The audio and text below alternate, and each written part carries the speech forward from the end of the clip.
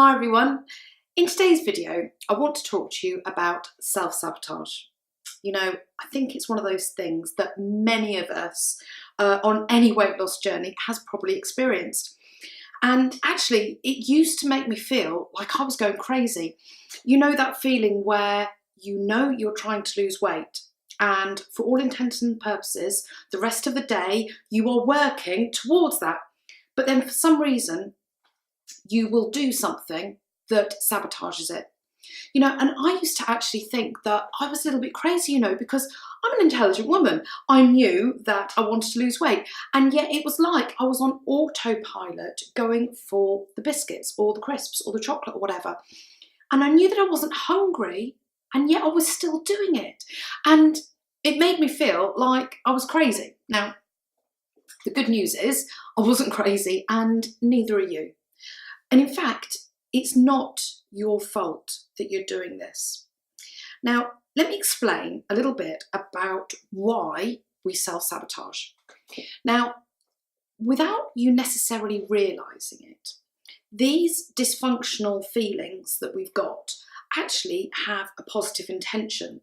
They are serving a purpose, even if you don't realise it.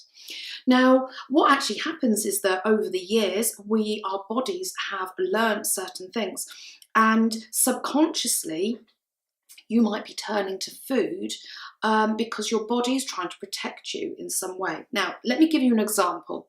So I do know of a lady who was unfortunately getting unwanted attention from a colleague at work.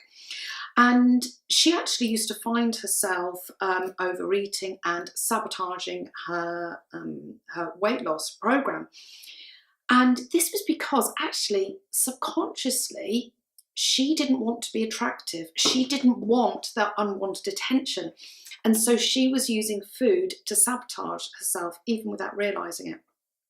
Now, sometimes it could be that we just identify ourselves as being overweight. You know, maybe we've been overweight for such a long time that it's almost become part of our persona, and your body is almost going, oh gosh, I don't know if I want to lose weight, because maybe does that mean I'm going to lose my identity?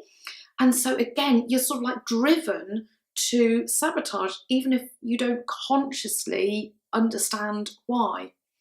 You know, it could be that you just don't feel worthy, and the problem is that because we know that we're doing this and it's like we can't control it, it makes us feel crazy, and it's like we're going into this constant sort of like a cycle, and it brings you down because you don't seem to be able to find a way to get out of it. But I've been there, and I know just how difficult it is, but there are things that we can do to help train our brains and get us out of that immediate situation. And I can honestly tell you that, I mean, I don't know what my subconscious reasons were for self-sabotaging, but what I can tell you is that it's no longer a problem. So I know that if you follow these techniques, you will be able to get in control of it. So we've got a few different things that we can do. One of them is havening. Now, we've talked about that in a different video, so you can go and have a look at that, because that's a really good immediate technique for getting you out of a particular headspace. Also very good if you are eating emotionally.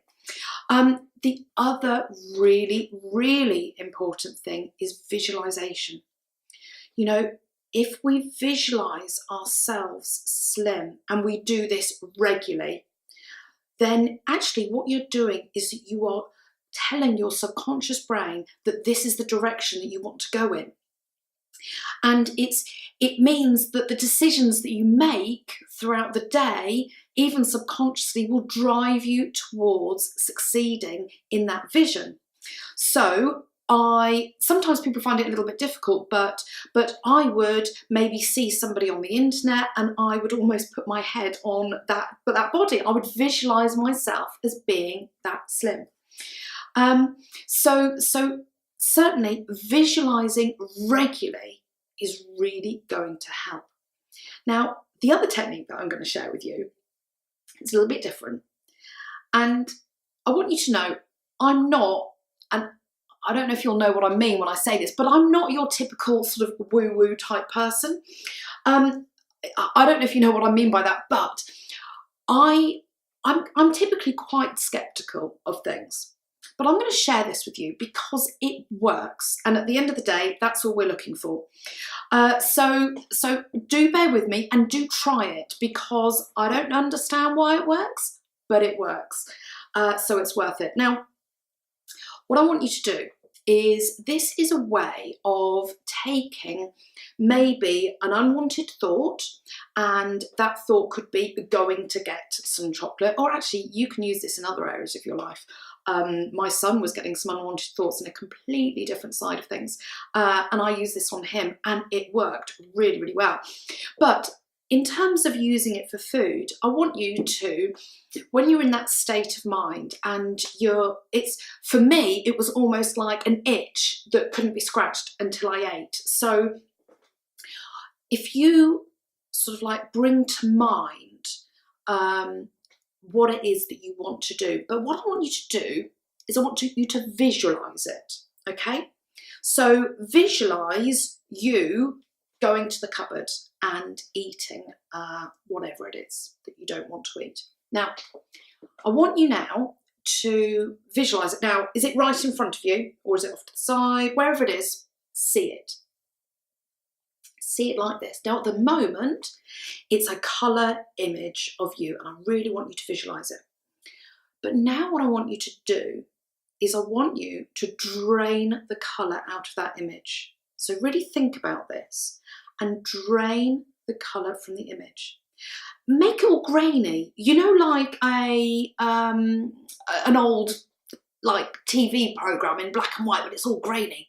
Make it all grainy. Now, almost see-through, you know, like it's getting transparent. But now what I want you to do is push it further away. And as you're pushing it further away, it's getting smaller and smaller and smaller until it's right in the distance and it's almost like a postage stamp. And then when it's there, it's far away, you now can't make it out.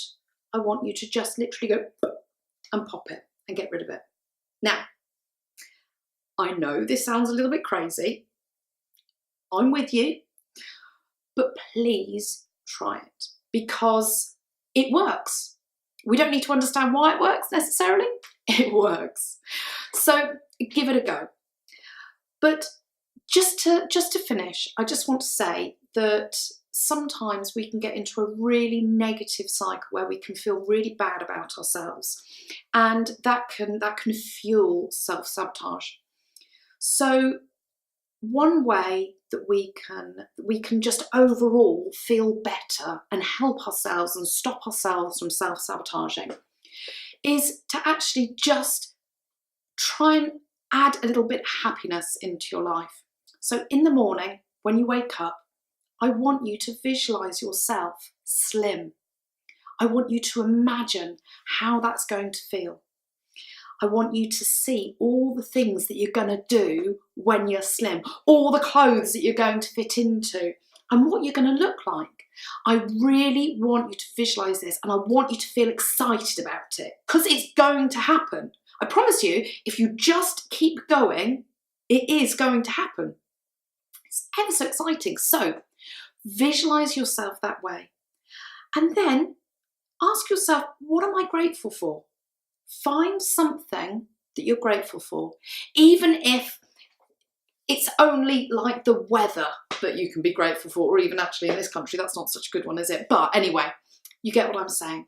What we need to do, we need to fuel that happiness to make ourselves feel good about ourselves, and that in itself is a great way of combating self-sabotage. Anyway, I hope that's helped, and as always, take care, and I look forward to speaking to you soon. Bye-bye then.